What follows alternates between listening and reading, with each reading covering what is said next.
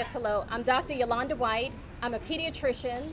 So I protect the health, safety, and well-being of children. So many kids have dental fluorosis now, which is a sign of chronic fluoride overexposure and toxicity. Those white stains in the teeth, they reflect a reduced mineral content.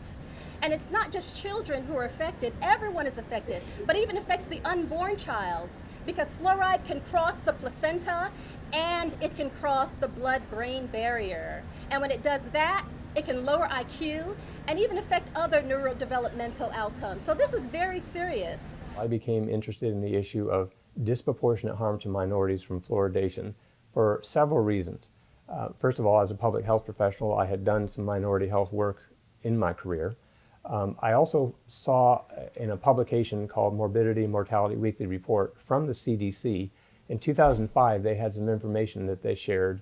Buried in the back of this study that they published was a little table, and it showed that Black Americans and Hispanics had disproportionate amounts of dental fluorosis.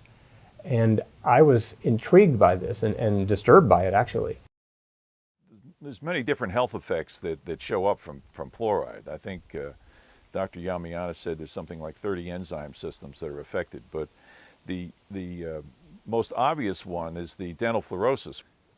Surgeon General of the Public Health Service was asked to give advice on the subject, so he formed a committee on non-dental effects. He had one on dental effects and one on non-dental effects. When they met, they discussed dental fluorosis and said that you'd have to have rocks in your head to allow your own kids to get dental fluorosis.